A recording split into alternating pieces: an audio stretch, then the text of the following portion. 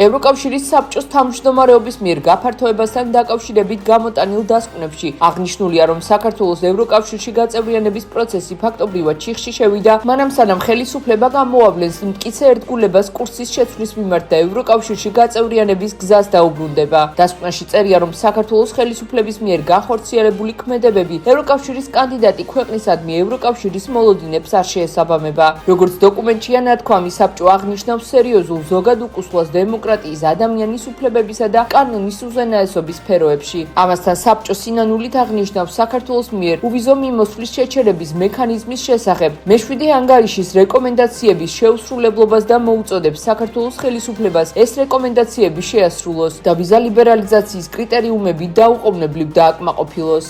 დიდი ხანია აღარ ველით რაღაც ობიექტურ მსჯელობას ამა თუ იმ საკითხთან დაკავშირებით გასულმა დებატებმა სწორედ ეს აჩვენა, რომ ჩვენ დიდი ალბათობით მოვისმენთ არაერთ ტყუილს. იმედს ვიტოვებთ, რომ ევროკავშირი საბოლოო ჯამში პრაგმატულ გადაწყვეტილებებს მიიღებს და არა ემოციურ გადაწყვეტილებებს, არა რაღაც ტყუილებზე, დეზინფორმაციაზე დაფუძნებით, არამედ კონკრეტულ ფაქტებზე დაფუძნებით მიიღებს პრაგმატულ გადაწყვეტილებას.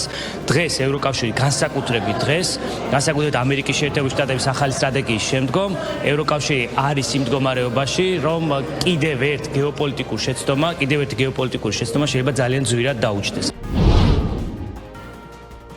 პარლამენტმა დაჩქარებული წესით განიხილა და მესამე მოსმენით 99 ერთხმად მართვის მოწმობებთან დაკავშირებული საკანონმდებლო ცვლილება დაამტკიცა. ადმინისტრაციულ სამართალდარღვევათა კოდექსში განხორციელებული საბოლოო ცვლილებების მიხედვით მართვის მოწმობა დაუბრუნდებათ პირებს, ვინც ადმინისტრაციული სამართალდარღვევა 2025 წლის 16 დეკემბრამდე ჩაიდინეს. საუბარია მძღოლებზე, რომელთაც პოლიციამ მართვის უფლება ადმინისტრაციულ სამართალდარღვევათა კოდექსის 45, 451, 1151, 116 და 123 მუხლით გათვალისწინებული სამართალდარღვევის გამო შეუჩერდა. შეჩერებული მართვის მოწმობების დაბრუნების გარდა ადმინისტრაციულ სამართალდარღვევათა კოდექსში ცვლილებების მთავარი სიახლეა ის, რომ მართვის უფლების ვადამდე აღდგენისა და მოწმობის ვადაზე ადრე დაბრუნების კანონით განსაზღვრული შესაძლებლობა უქმდება. ჰუმანური, ასე ვთქვათ, მოსაზრებიდან გამომდინარე, გამოიცა ეს აქტი, მადლობა მინდა გადავხადო პარლამენტს მთავრობის ინიციატივის მხარდაჭერისთვის. ეს არის ერთგვარი საახალწლო საჩუქარი 30000-ზე მეტი ჩვენი თანამოქალაქისთვის, რომელსაც ჰქონდა შეჩერებული მართვის მოწმობა. აქვე მე მინდა ვთხოვო და მოუწოდო ყველა ჩვენს თანამოქალაქეებს, რომ მაქსიმალურად პასუხისმგებლობით მოეგიდონ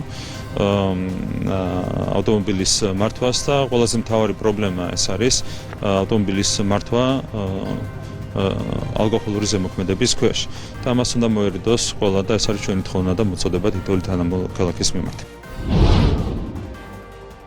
პარლამენტმა მესამე და საბოლოო მოსმენით ახალი რედაქციის საარჩევნო კოდექსის პროექტი დაამტკიცა. ქართული ოცნების დეპუტატების მიერ წარდგენილი ახალი საარჩევნო კანონმდებლობის ერთ-ერთი მთავარი სიახლე არის ის, რომ საპარლამენტო არჩევნების დროს საზღვარგარეთ მცხოვრები საქართველოს მოქალაქეებისთვის საარჩევნო უბნები აღარ გაიხსნება. მუნიციპალური არჩევნების მსგავსად პარლამენტის არჩევნები მხოლოდ საქართველოში გაიმართება. ამავე პროექტის თანახმად პარტია უფლებამოსილი იქნება როგორც საპარლამენტო, ასევე მუნიციპალურ არჩევნებში კანდიდატები მხოლოდ პარტიის წევრები წარადგინონ. უპარტიო კანდიდატის წარდგენის შესაძლებლობა მხოლოდ საინიციატივო ჯგუფებს ექნება.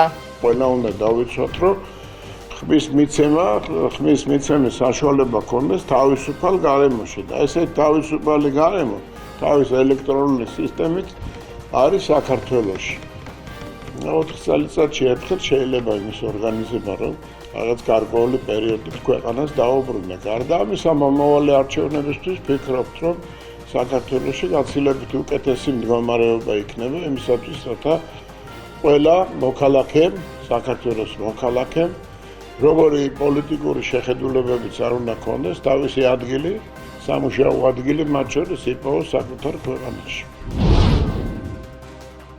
ამერიკის შეერთებული შტატები რუსეთისთვის ახალ სანქციებს ამზადებს, თუ პუტინის სამშვიდობო შეთანხმებას არ დათანხმდება. ინფორმაციას ამის შესახებ ბლუმბერგი წყაროებზე დაყრდნობით ავრცელებს. გამოცემის მიხედვით ამერიკის შეერთებული შტატები განიხილავს ისეთ ვარიანტებს, როგორიცაა რუსეთის ეგრეთ წოდებული ჩრდილოვანი ფლოტის ტანკერების გემების სამიზნეში ამოღება, რომლებსაც მოსკოვი ნავთობის ტრანსპორტირებისთვის იყენებს. სტატიის თანახმად ახალი ზომების გამოცხადება შესაძლოა ამ კვირაშიც კი მოხდეს. წყაროების თქმით, ამერიკის შეერთებული შტატების სახაზინო მდივანმა სკოტ ბესენტმა გეგმები ევროპელი ელჩების ჯგუფებთან შეხვედრისას განიხილა. პრეზიდენტი ტრამპი მშვიდობის პრეზიდენტია და მე კიდევ ერთხელ გავიმეორე, რომ მისი ხელმძღვანელობით ამერიკა უკრაინაში ომის დასრულებას პრიორიტეტად კვლავ დააყენებს, დაწერა ბესენტმა სოციალურ ქსელში.